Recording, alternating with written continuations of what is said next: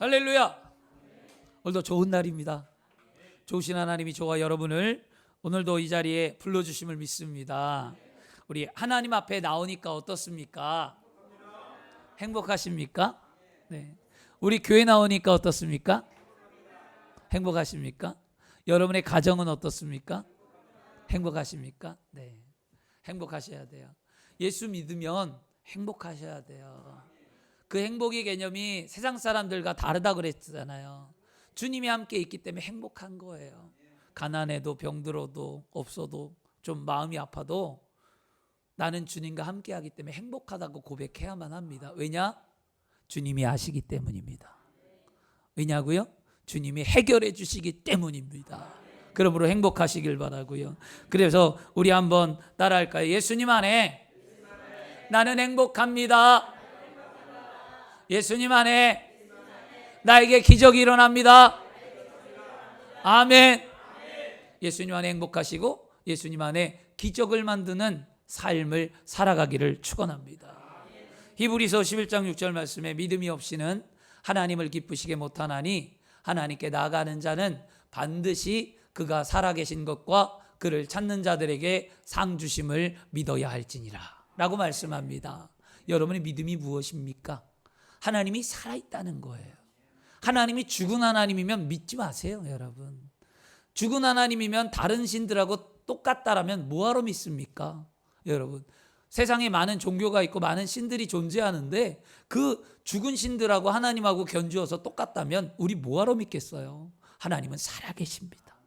하나님은 오늘도 눈가기가 있어서 나를 지켜보고 계십니다. 하나님은 내 마음과 내 생각을 아십니다. 왜냐? 창조주 하나님이시기 때문입니다. 지금 어떤 모습으로 예배하러 나왔는지 어떤 마음의 심령으로 앉아있는지 아십니다. 우리 하나님 앞에 우리는 절대로 속일 수가 없습니다. 그러므로 내 있는 모습 그대로 하나님 앞에 드려 예배하시길 바랍니다. 힘들면 힘들다, 내 마음이 무너졌으면 무너졌다, 아프면 아프다, 하나님 감사하면 감사하다, 좋은 일이 있었다, 기쁘다, 우리가 많은 표현 가운데 그것이 예배라는 거였어요. 오늘 그렇게 정직하고 아름답고 복된 예배를 드려서 여러분이 영혼이 잘 돼서 범사가 잘 되고 강건한 축복이 우리의 삶에 나타나는 그런 순복음의 신앙의 삶이 되어야 될 줄 믿습니다. 할렐루야. 오늘 제목을 한번 따라해 볼까요?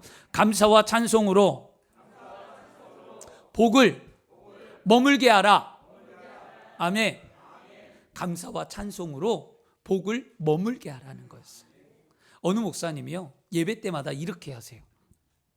여러분 손을 들어서 어깨 위로 한번 올려보세요, 이렇게 얘기해요. 그러면 예배 시간에 모든 성도들이 손을 이렇게 올리고 어깨 위에 손을 올려요. 그리고 막 이렇게 손을 돌린다고 하더라고요. 그러면서 예배마다 늘 해요, 목사님이. 그래 왜 하는가? 한번 초신자가 궁금하니까 물어봤어요. 목사님, 왜 예배 시간 때마다 팔을 올려서 이렇게 돌려보라고 얘기하고 하세요? 라고 했더니 목사님이 이렇게 얘기하셨어요. 목사님이 제가 예전에 건강이 너무 안 좋아서 어깨도 돌릴 수도 없고 팔도 올릴 수도 없고 설교를 할 때 이 종이 한 장도 넘길 수 없어서 그때 너무 고통스러웠는데 내가 하나님 앞에 회개하고 기도했더니 하나님이 내 육체를 고쳐주셨어요. 그리고 내 육체가 고침받고 난 이후에 내가 하나님 앞에 보니까 감사가 없었습니다. 그래서 팔을 마음껏 움직이면서 그때를 생각하면서 감사하는 거예요. 그러니까 언제, 그렇잖아요. 여러분, 언제 나이가 드셔서 언제 여러분이 팔다리가 못 움직이실 때가 언젠지 모르잖아요. 오늘도 참 감사한데 오늘 새가족분이 한 분이 오셨는데 새가족분이 저를 보더니 목사님 저희 아들 같아요 그러셨어요. 그러니까 옆에 있던 권사님이 아이고 목사님 아들이 장가갈 나이예요 그렇게 얘기하셨어요. 그렇죠? 제가 동안이긴 한데 근데 저도 거울을 보면서 얘기합니다. 내가 많이 늙었구나. 죄송합니다. 나이가 연세가 있는 분들한테 죄송하긴 하지만 거울을 보면서 제가 그렇게 느껴지더라고요. 그러면서 느낀 건 뭐냐면 한 살이라도 젊었을 때 내가 주를 위해 살아야 되겠구나 다짐하는데요. 여러분 건강 주심에 감사하셔야 될 줄 믿습니다. 우리는 이 감사절기에 무엇을 감사하냐고요. 하나님이 특별하게 무슨 기적을 베풀어야 꼭 감사가 있습니까? 아니에요. 내 삶의 사소한 것까지도 하나님 앞에 감사할 수 있는 삶이 진짜 추수감사절의 의미인 줄 믿습니다. 숨 쉬는 것, 말하는 것, 걷는 것, 이 모든 것, 내 주변에 친구가 있는 것, 누군가 나와 함께 있는 이 모든 시간들이 우리에겐 복되고 아름다운 시간인 줄 믿습니다. 그래서 여러분, 우리 자신들이 성하고 온몸이 건강한 것, 지금 이렇게 예배할 수 있는 것에 감사하시기를 축원합니다. 그리고 이 조금이나 우리가 이런 것을 체험하고 깨달으면 하루하루 우리는 뭘 하냐면 내가 살아있다는 것에 하나님 앞에 감사할 수 있어요. 그냥 불평하고 원망하고 남을 바라보고 비평하고 누구는 이렇게 사는데 나는 왜 이렇게 사냐고. 여러분, 저는 그렇게 얘기합니다. 백날 그렇게 원망해 봐봐 삶이 안 바뀌어요. 안 바뀌어요. 그 부모 자식 가운데 부모가 이혼한 아이가 학생이죠. 학생 때였으니까 지금 청년이 됐겠구나. 그 청년이 됐고요. 그랬는데 그 아이를 학생 때 자라서 왔는데 그 아이가 부모가 이혼했어요. 근데 늘 원망해요. 나는 부모가 이혼해갖고 돈도 없고, 나는 부모가 이혼해서 가정교육도 못 받았고, 나는 부모가 이혼해서 맨날 그 아이에게는요 부모가 이혼했다라는 게 상처가 되니까 늘 그 얘기를 해요. 그래서 제가 감사할 줄 몰라요, 이 아이가. 그래서 한 번은 그걸 불러다 놓고 이야기를 한 적이 있습니다. 뭘 이야기했냐면, 넌 감사가 없냐? 부모, 너 그러면 부모가 죽으면 죽을 거냐? 왜 부모를 원망하고 사냐? 네 인생은 없냐? 그래서 분명히 가르친 게 뭐냐면, 하나님은 너를 창조할 때 부모의 인생과 다르게 너를 분명히 만들었기 때문에 너에 대한 삶이 존재함을 넌 믿어야 된다. 그 인식을 바꾸는데 오래 걸렸지만 그 아이가 그 인식이 바뀌었어요. 바뀌고 난 다음에는요, 지금은 굉장히 잘 살아요. 지금은 굉장히 성실하게 살고 열심히 살고 믿음이 얼마나 좋아졌는지 말만 하면 하나님의 은혜라고 얘기하고요, 하나님이 하셨다라는 말을 합니다. 저보다 어느 때는 저보다 믿음이 더 좋아요. 제가 얘기하다 보면 나보다 믿음이 너무 좋은 거예요. 그래서 대단하다. 나도 그런 믿음을 좀, 그러니까 때로는 주의 종들도 성도들이나 다른 사람하고 이야기하면서 믿음을 점검해보고 배워요. 주의 종이라고 완벽하지 않거든요. 주의 종이 다 거룩하고 완벽하다고 한다면 이 세상 다 변화돼야 되거든요. 그런데 주의 종들이 착각하는 거죠. 본인들이 죄송하긴 하지만, 저도 주의 종이긴 하지만 잘난 것 같고 똑똑한 것 같고 믿음의 뭐 최고처럼 얘기하는데 그렇지 않아요. 성도들과 대화 가운데 믿음도 배우고 말도 배우고 은혜도 배웁니다. 그렇게 해서 우리는 조금씩 배워가는 거였어요. 그 감사는요, 배우는 거예요. 오늘 말씀을 들으면서 감사를 배워서 우리의 삶에 작은 것 하나라도 감사하며 사시길 바랍니다. 고린도후서 9장 15절 말씀에 말할 수 없는 그의 은사로 말미암아 하나님께 감사하노라라고 말해요. 은사는 하나님께서 주신 우리에게 선물인데요, 많은 것을 하나님이 주셨는데 그것을 통해 감사한대요. 무엇을 주셨는지 생각해 보세요. 불평이 많습니까? 감사가 많습니까? 저희 큰아들한테도 오늘 감사절기니까 10가지 감사를 적어봐라 그랬더니 애가 10가지나 적어 아빠? 그렇게 얘기하더라고요, 저한테. 10가지 적으라니까 10가지 적기 힘들대요. 이게 뭐냐면 당연하다라고 생각하고 살아서 그래요. 여러분, 우리에게는 당연한 것 하나 없습니다. 하나님의 다 은혜로 사는 거죠. 그렇죠? 여러분, 세상 사람들과 우리에게 은혜라는 말을 우리는 쓰는데, 은혜와 세상 사람들의 비슷한 말이 있어요. 뭐냐면 세상 사람들은 운이 좋다, 또 재수가 좋았다라는 얘기를 하거든요. 오늘 재수 좋다, 운 좋다라는 말을 써요. 근데 우리 그리스도인들은 은혜라는 말을 쓰거든요. 이 재수 좋다, 운 좋다, 은혜란 공통점이 하나 있습니다. 뭐가 있냐면, 운이나 재수는 자신의 힘으로 된 게 아니잖아요. 그렇죠? 내가 뭐 노력해서 운이 좋아지고 내가 노력해서 재수가 좋아졌나요? 아니잖아요. 나는 아무것도 한 게 없는데 나에게 좋은 일이 생긴 거죠. 그렇죠? 그게 운 좋다, 재수 좋다라는 말을 쓰는 거였어요. 근데 그리스도인들의 은혜는 무엇이냐면, 기독교인들의 은혜도 내가 잘된 것 아무것도 없는데 그냥 하나님께서 나에게 준 거를 은혜라고 그래요. 은혜는 공짜예요. 은혜는 선물이에요. 그런데 세상 사람들이 말하는 그 재수 좋다, 운 좋다, 우리 은혜와 다른 것 하나는 또 뭐냐면 바로 이거예요. 세상과 다른 것은, 은혜는 나에게 원인이 없지만 은혜는 하나님께서 주신 것이라는 사실을 믿는 거예요.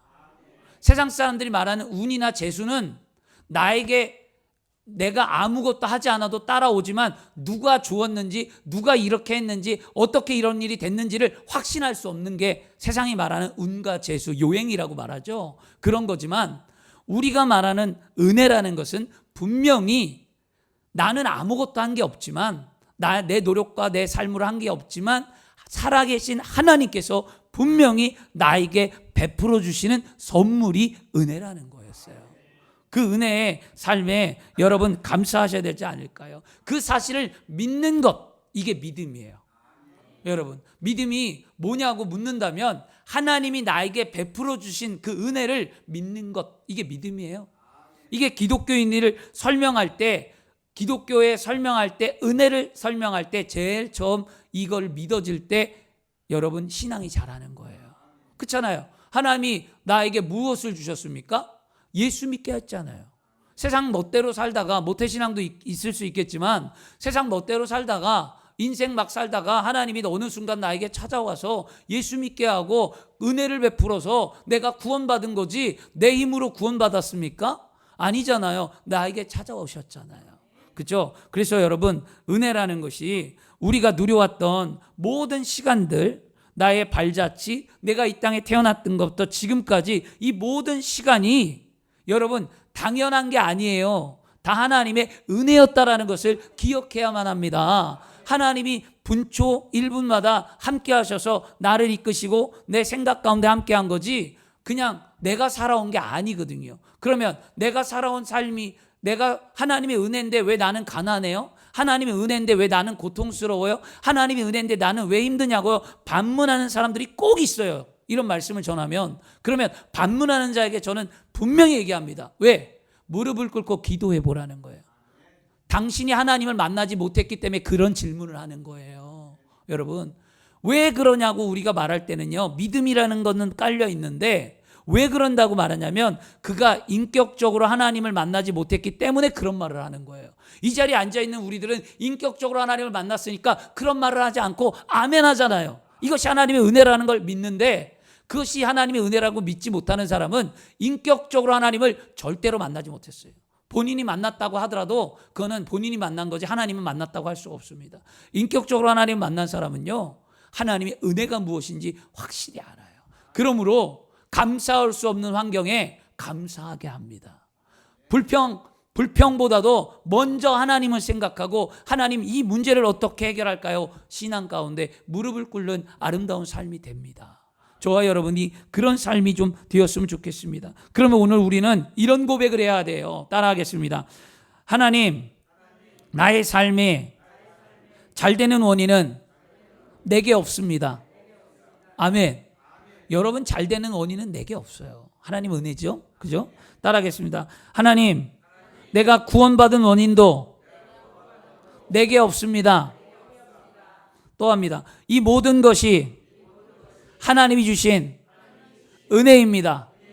아멘. 한번 또 따라하겠습니다. 그러므로 나는 평생에 하나님께 감사와 찬송을 올려드리는 삶을 살겠습니다. 아멘.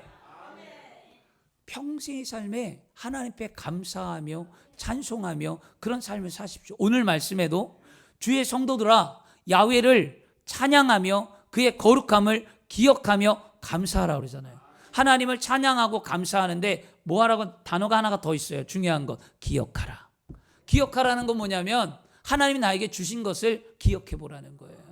그러면 여러분 2022년 1월부터 새해부터 지금까지 하나님이 주신 은혜가 얼마나 많았는지 기억해 보셨습니까? 한 주간 여러분들에게 감사헌금 봉투를 나눠주면서 기도해 보면서 거기에 기도 제목을 쓰라 그랬어요. 하나님이 나에게 어떤 감사가 있었는지. 그게 나의 감사의 표현이에요. 아, 난 감사할 게 없는데요. 아, 난 별로 없는데요. 그럼 진짜 별로 없는 거예요. 근데 진정한 사람은요, 거기에다 다 기록합니다. 1월도 생각해보고 2월도 생각해보고 3월도 4월도 5월도. 그런데 생각하다 보면 감사가 없어요. 진짜 없을 수 있어요. 근데 묵상하고 하나님을 깊이 생각하다 보면 하나님이 알게 하시거든요. 그걸 경험해 보라고 여러분들에게 그렇게 말씀드렸습니다. 로마서 8장에 31절과 32절에 그런즉 이 일에 대하여 우리가 무슨 말을 하리요? 만일 하나님이 우리를 위하시면 누가 우리를 대적하리요? 자기 아들을 아끼지 아니하시고 우리 모든 사람을 위하여 내어주시니가 어찌 그 아들과 함께 모든 것을 우리에게 주시지 아니하겠느냐라고 말씀합니다. 이것은 사도 바울이 로마서에게 기록한 말씀 가운데 사도 바울이 구원의 원인이 사람에게 있지 아니하고 하나님에게 있음을 선포합니다. 그리고 하나님 앞에 감사합니다. 우리 구원받은 것 제일 큰 감사가 뭐예요? 구원의 감사 아닙니까?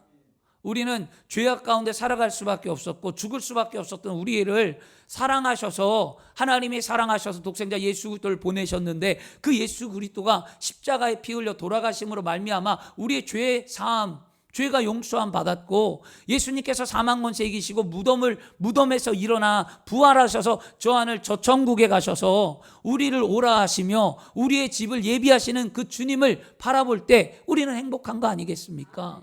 가야 할 본향이 있는데 왜 이 땅에서 삶을 여러분 힘들게 살아갑니까? 여기는 나그네와 같은 인생이에요. 물론 이 땅의 삶에서 누리지 못하면 그것도 어리석은 거죠. 하나님은 분명히 다 주셨다고 그랬습니다. 우리에게 주셨기 때문에 예수 믿으면 말씀대로 믿음대로 삶을 살다가 이 땅에 하나님이 주신 모든 풍요를 누리다가 천국 가야 돼요, 여러분. 저는 그런 그리스도인이 됐으면 좋겠습니다. 예수 믿고 누리다가 가야지 왜 예수 믿고 고통받고 아프다가 천국 가려고 하십니까? 여러분 그거 바른 신앙 아니에요. 하나님은 예수 믿었으면 다 주셨다고 했습니다. 그러면 예수를 믿어서 행복한 삶을 이 땅의 삶에 누리다가 저 하늘 저 천국 내가 가야 할 본향에 주님 계신 그 나라에 여러분 가면 돼요. 그러면 이 땅의 삶에 누리기 위해 어떻게 해야 하냐? 여러분 누리기 위해 뭐 해야 됩니까? 실력을 갖춰야 되죠. 세상 사람들도 자신 것을 누리기 위해 여러분 세상의 레벨이 어떻게 올라갑니까? 직장에서 승진 어떻게 합니까? 공부해서 실력을 인정받아서 직장의 연봉이 올라가잖아요. 그와 마찬가지로 그리스도인들도 실력이라는 걸 갖춰야 돼요. 그 실력이 뭐냐? 하나님을 찬송하고 하나님 앞에 감사하는 거예요. 그러면 매일매일 얼마나 많이 하나님을 찬송하고 하나님 앞에 감사하냐는 그 실력을 갖출 때 우리의 삶이 풍요로 누려지게 되는 거예요. 여러분 그런 은혜가 되어지기를 바랍니다. 오늘 이 시간 저와 여러분들이 하나님 앞에 감사와 찬양을 올려드리는 걸 할 수 있다면 분명히 뭐냐? 하나님의 은혜를 안다는 거예요. 그죠? 은혜를 아니까 감사 찬송 올려드리는 거죠. 그러면 은혜를 안다는 건 다른 말로 말하면 뭐냐? 경험을 했다는 거예요. 경험을. 안다는 거는 경험을 한 거고요. 경험을 했다는 거는요. 어떤 의미를 갖고 있냐? 확실하다는 거예요. 이게 신앙이에요. 하나님의 은혜를 알면 하나님을 체험하게 되고 하나님을 체험하면 믿음이 확실해지는 거였어요. 그런 신앙이 오늘 돼야 합니다. 이것이 우리의 믿음이거든요. 그러면 오늘 보세요. 1차적으로 하나님의 축복은 뭐냐? 하나님은 우리에게 복을 먼저 주셨어요. 복을 은혜라고 얘기하거든요.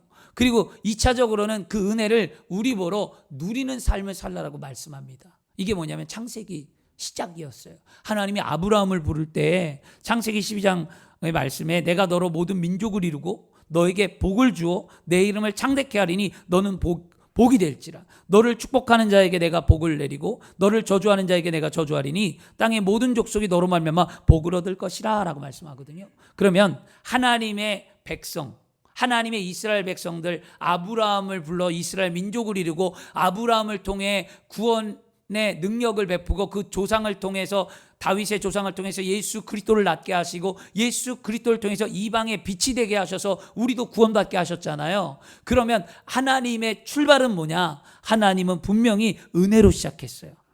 은혜. 그냥 아브라함을 불러서 너에게 복을 준다는 거예요. 아브라함이 아무것도 한 게 없는데 은혜로 하나님의 축복을 줬고 그 은혜의 축복을 아브라함은 어떻게 하냐? 누리라고 얘기합니다. 누리라고 얘기하거든요. 여러분 저와 여러분이 오늘 뭘 해야 되냐? 하나님의 축복을 누려야 됩니다. 우린 다 은혜를 받았어요. 하나님의 복의 근원으로 시작한 아브라함의 축복을 우리에게 하나님은 다 허락하셨습니다. 그러면 그 허락한 거를 어떤 사람은 분명히 누리고 있고요. 어떤 사람은 누리지 못하고 있고요. 오히려 빼앗기거나 오히려 힘든 삶을 살 수 있어요. 근데 성경은 분명히 뭐냐? 누리라는 거예요. 그러니까 복은 머물고 누려야 하는 게 복이 있는 삶이죠. 복 있는 사람이 어떤 사람이에요, 여러분? 생각해 보세요. 복 있는 사람이, 복이 머무는 사람이 복 있는 사람이죠. 여러분, 성경의 시편은 야훼의 말씀을 묵상하고 뭐 이런 것도 복이라고 얘기하지만 여러분들 세상 사람들이 보는 견해의 복을 말하는 거였어요. 그리스도인들이 말하는 복보다 세상 사람들 가운데 우리는 있잖아요. 그런데 세상에서 그리스도인으로 나타날 때 어떻게 나타날 거냐고요. 하나님의 축복이 머무는 삶을 살아갈 때 저 사람 예수 믿는 사람이야, 저 사람 뭔가 달라라고 말해야 되지 않을까요? 복이 만약에 복이 스쳐 지나간다든가, 여러분 받은 복을 잃어버렸다든가, 복을 빼앗긴 사람 보러 복 받았다라고 얘기하지 않습니다. 그러면 보세요. 사업을 성공했어요. 사업이 대성공했어요. 돈을 많이 벌었어요. 근데 갑자기 사업을 실패했어요. 그리고 사업이 망해버렸어요. 그러면 여러분 그 사람을 우리가 복 받은 사람이라고 얘기합니까? 아니잖아요. 그 사람은 돈이 한번 왔다 갔다 하고 그 사람에게 물질의 축복이 왔다 갔다 해서 그 사람이 복 있는 사람이라고 말합니까? 아니잖아요. 누가 복 있는 사람입니까? 누리는 사람이 복 있는 사람이잖아요. 저 사람은 어떻게 해서 저렇게 거부가 됐지 하고 말하잖아요. 땅을 투기를 하든 뭐 부모에게 물려받았든 뭐 잘 살고 행복하면 어떻게 살아서 어떻게 저렇게 누릴까라고 얘기하잖아요. 오늘 창세기에 뭐라고 얘기합니까? 내가 너를 불러 모든 민족에게 뛰어나게 하고 내가 너에게 복을 준다고 했는데 왜 하나님이 주신 축복을 우리는 누리지 못하고 살아가고 있을까요? 분명히 누리라고 그랬는데 오늘 그 누리는 게 뭐냐? 누리는 게 뭐냐면 감사와 찬송을 하는 거였어요. 이거 잊어버리시면 안 돼요. 어떤 환경에 놓여 있든지 어떤 삶을 살든지 우리는 주신 것에 감사하고 찬송하며 많은 실력을 기르는데 그 실력이 감사와 찬송이에요. 여러분, 세상 사람들은 공부하는데 우리는 공부 안 해도 돼요. 그냥 입술에 늘 감사합니다, 하나님 찬송합니다, 하나님 감사합니다, 찬송합니다라는 것을 내 눈에 보이는 환경, 내가 경험되어진 삶 속에서 하는 것이 아니라 그냥 늘 고백해야만 합니다. 늘 입술로 감사합니다, 하나님 찬송합니다. 이런 고백을 많이 드리는 저와 여러분이 되어야 될 줄 믿습니다. 그럴 때 우리는 누리는 삶을 살 수 있습니다. 그럼 감사가 무엇일까요, 여러분? 감사는 어떤 것에 대한 응답이에요, 응답. 감사는 누군가로부터 무엇을 받았을 때 그것을 인정하는 거죠. 누군가 여러분에게 선물을 주면 선물 받은 것을 인정해서 감사합니다라고 말을 하는 거거든요. 그러니까 감사를 우리는 어렵게 생각했어요. 감사할 줄 아는 사람은요, 정직한 사람이에요. 그래서 시편 119편 7절 말씀에 내가 주의 의로운 판단을 배울 때에는 정직한 마음으로 주께 감사하리라.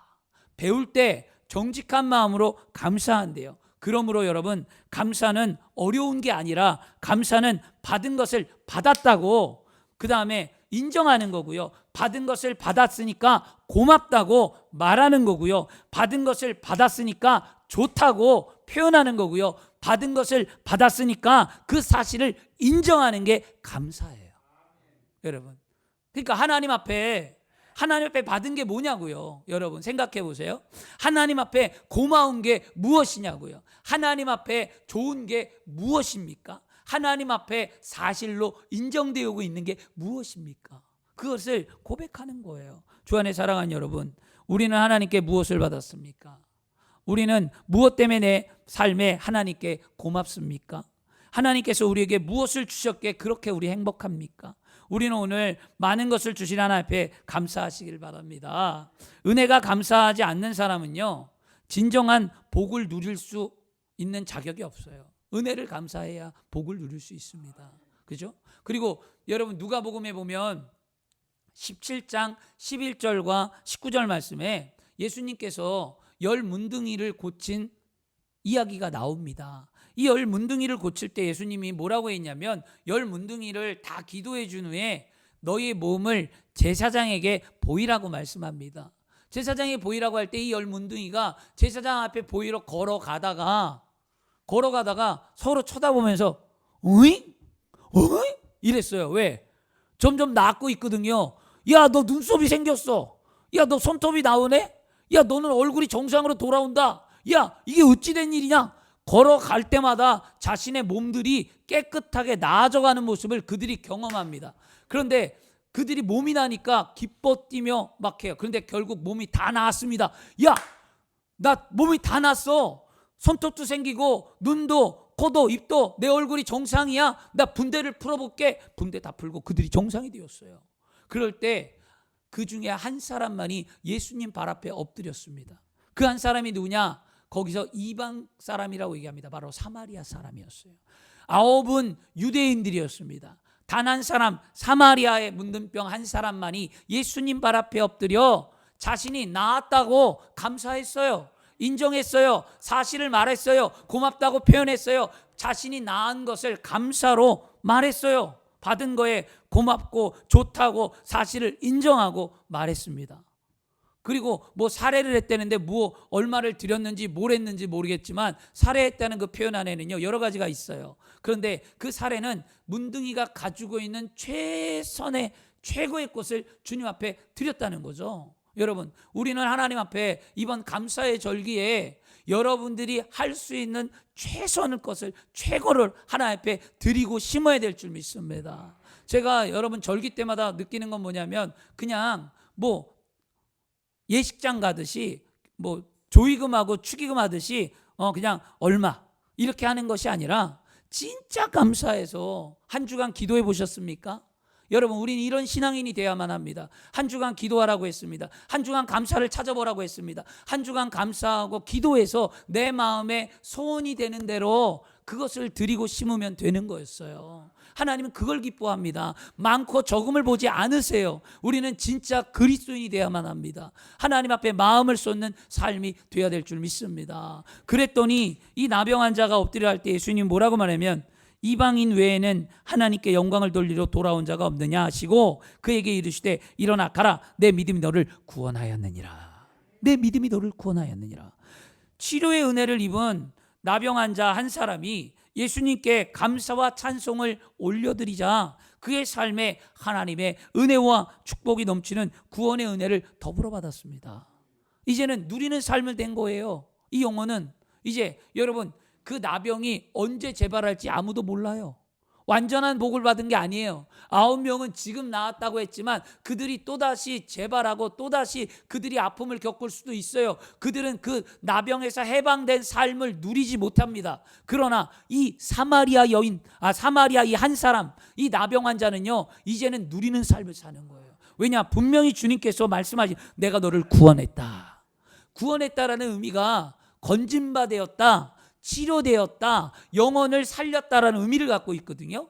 이 헬라의 원문에. 그러니까 이 사람은 완전히 누리는 삶을 사는 거죠. 걱정 안 해도 되고 나병이 다시 재발할까 이런 마음 안 가져도 되고 자신의 삶에 기쁨으로 감사함으로 그동안에 나병 때문에 고통받고 아파하고 힘들어하고 나병 때문에 누려보지 못했던 그의 삶을 그는 누릴 수가 있잖아요.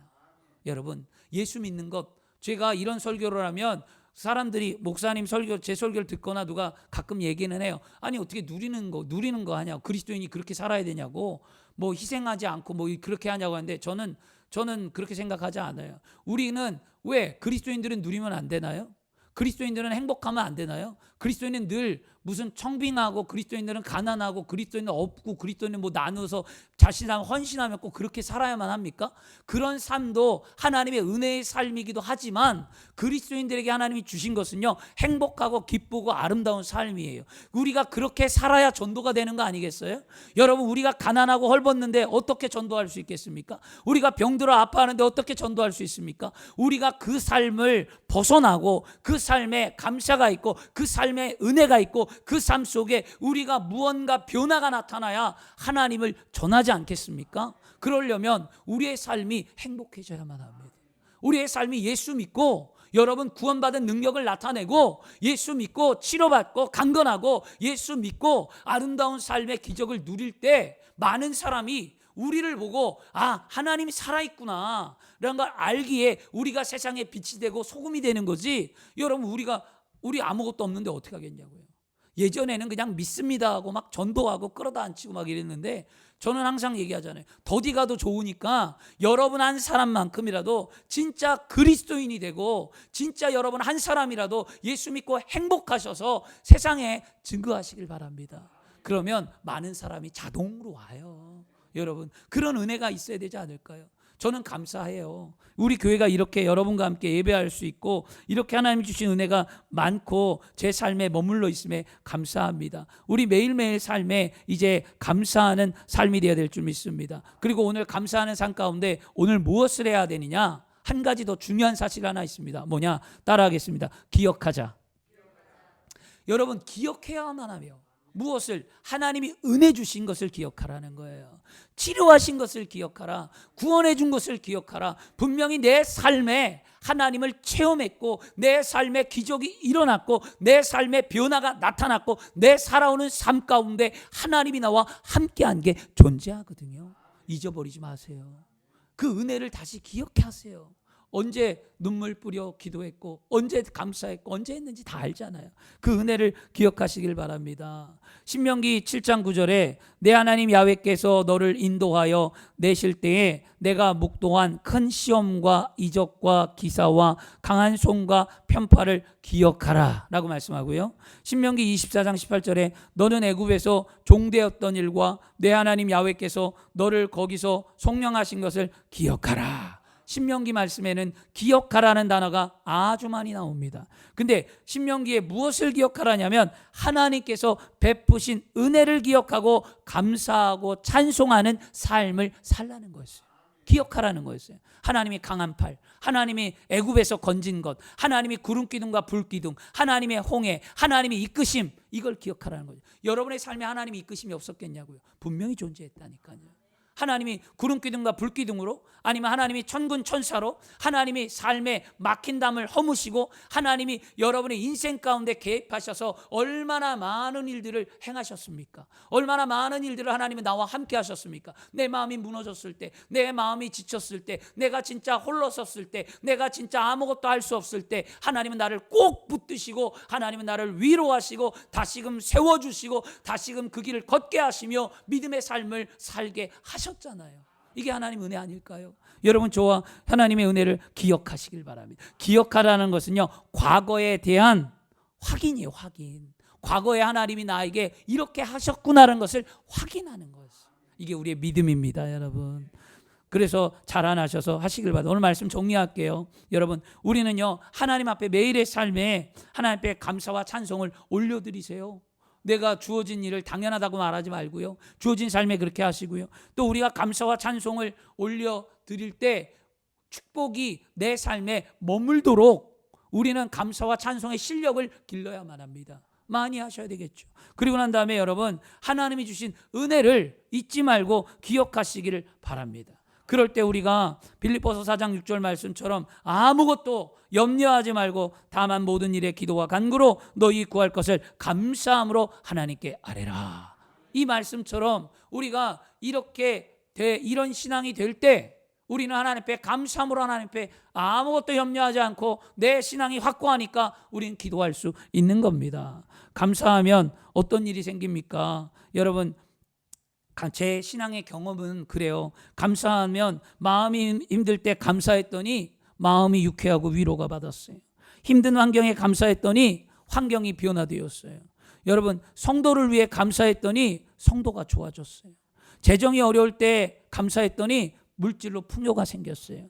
아픈 육체를 놓고 감사했더니 건강해졌어요. 감사하면 한없는 은혜가 하나님께서 주신 은혜로 흘러 넘쳐났습니다. 그래서 결론은 감사하면 무조건 좋은 일이 일어난다는 거예요. 여러분, 이게 하나님이에요. 이게 믿음이에요. 근데 왜 감사하지 않습니까? 왜 아내를 보고, 왜 남편을 보고, 왜 자녀를 보고, 왜 부모를 보고, 왜 친구를 보고, 왜 사회를 보고 그렇게 불평만 하고 있습니까? 불평해서 얻어지는 게 뭐예요, 여러분? 불평해서 얻어지는 거 아무것도 없어요. 가족들끼리 싸움박질만 하지 뭐가 있겠냐고요. 근데 단 한 사람만이라도 감사하면 그 가정은 변화됩니다. 그 감사의 주인공이 이번 추수감사절날 여러분이 되시길 바랍니다. 단 한 사람이 감사하면 사회가 변화됩니다. 단 한 사람이 감사하면 여러분이 속해 있는 구성원들이 변화가 됩니다. 그런 일들을 우리가 만들어야 되지 않을까요? 제가 개척을 하고 이 당시에 이렇게 아름다운 교회를 세울 때 제가 아무것도 가진 게 없었어요. 가진 거는 퇴직금 일한 거 한 1,400만 원 있던 거 여기에다가 올인하면서 여기를 리모델링 공사를 집사님들하고 할 때, 권사님하고 집사님들하고 이렇게 할 때 막막했습니다. 처음에는 이걸 어떻게 뜯어서 어떻게 하지? 돈은 이거밖에 없는데. 그런데 물질은 없는데 마음에 뭐가 있냐면 감사가 있고 기쁨이 있었어요. 어떤 거냐면 나 같은 종을 하나님이 교회를 세우게 한다고, 나 같은 종을 하나님이 목회 이제 담임 목사를 만든다고, 이 하나가 기쁨이 막 있었어요. 그냥 감사했어요. 그냥 없는 것에 감사하고 뭐 하나님의 하라고 했으니까 되겠지 그랬습니다. 여기 뭐 그 권사님 김신하 권사님 계시긴 하지만 권사님과 이걸 할 때 권사님이 목사님이 에어컨도 있어야 되고 목사님 뭐 모두 있어야 되고 막 이런 얘기를 하셨어요. 권사님이 그려보면서 성전을 그려보면서 막 청소도 하고 하면서 에어컨도 있어야 되고 모두 있어야 되고 막 이런 얘기를 하셨어요. 근데 제가 웃으면서 그래요. 권사님 돈이 없어요. 지금 가진 게 없어요. 잠깐만 기다려보세요. 이렇게 얘기했어요. 그냥 얘기하고 그냥 지났습니다. 지났는데 한 며칠 있다가 에어컨이 왔어요. 이것도 삼성 무풍 시스템 에어컨 투인원으로 아주 비싸게 에어컨이 왔어요. 그리고 난 다음에 뭐가 왔냐? 음향 장비가 오고 뭐가 오고 하나하나씩 채워지기 시작한 거였습니다. 그럴 때 권사님이랑 뭘 깨달았냐면 하나님 앞에 감사했더니 그냥 믿었더니 하신 거예요. 그래서 하나님 앞에 우리는 뭐냐? 감사하면 된다는 거예요. 여러분, 감사하면 되는 거예요. 저는 확신하는 게 뭐냐면 제가 감사한 것도 또 하나는 여러분에게 무진장 감사하거든요, 사실. 왜냐하면 목회를 4년밖에 안 했는데 이와 같이 성도가 이렇게 꽉 차 있어요. 이거 있을 수 없는 일이거든요. 목회 20년 하고 10년 한 분들이 저를 부러워합니다. 이유가 무엇이냐? 감사했기 때문이에요. 그리고 전부를 드렸기 때문이에요. 그리고 하나님 앞에 여러분들의 삶에 감사가 있길 원합니다. 감사하면 하나님이 이루신다니까요. 저는 제가 살면서 저도 불평은 해요, 가끔. 근데 제 삶에서 모토가 뭐냐? 감사해요, 감사. 있는 것에 감사, 없는 것에 감사, 힘든 것에 감사, 무조건 감사했습니다. 하나님이 하신다는 것을 믿었어요. 그래서 두려워하지 말고 믿기만 하라. 하나님 약속이잖아요. 여러분 감사해 보시기를 바랍니다. 그래서 이와 같이 아름다운 성전을 만들어서 참 이렇게 좋은 권사님, 장로님, 집사님, 성도님, 청년들이 있어서 감사합니다. 이 감사절기를 통해 여러분도 많은 감사를 하나님 앞에 드리셔서 하나님이 원하는 그 놀라운 일을 감당하기를 그리스도 이름으로 축원합니다. 시편 107절에 22절에 감사제를 드리며 노래하며 그가 행하신 일을 선포할지로다. 선포하래요. 선포하라는 것은 말하는 거예요. 이거 지금 제가 제 삶을 이야기했듯이 여러분의 삶을 말하는 거예요. 이랬더니 감사했더라. 이렇게 감사했더니 이런 일들이 일어났더라. 이게 복음을 증거하는 거예요, 여러분. 어렵지 않아요. 인정하시고 감사해 보세요. 나에게는 아무것도 없다고요? 있어요. 왜 없습니까? 내가 당연하다고 생각하는 것이 감사한데 당연하다고 생각하니까 숨 쉬는 거, 먹는 거, 입는 거, 지금까지 살아온 거 물론 다른 사람보다 내가 뒤처질 수 있어요. 다른 사람보다 내가 생각하는 기준에 내가 못 미칠 수도 있어요. 그렇지만 내가 지금 살아있는 것 감사하셔야 되지 않을까? 아직 멀었어요. 천국 가려면. 살아갈 날이 얼마나 남았습니까? 그 남은 날에 어떠한 기적과 은혜가 우리의 삶에 있을지 모릅니다. 이 소망을 품지 않으면 믿음이 없는 거예요. 이 소망을 품어야 기적의 삶이 되어지는 거예요. 10년을 살든 5년을 살든 살아있는 이 순간에 하나님은 나와 함께 하신다. 하나님이 함께함에 내 삶에 하나님 은혜와 축복이 머무를 수 있다. 나는 그러므로 감사하다. 내가 한 것은 아무것도 없다. 하나님의 은혜였다. 이 고백을 여러분 생일 마감할 때 꼭 하는 그리스도인들이 다 되기를 축원합니다. 기도하겠습니다.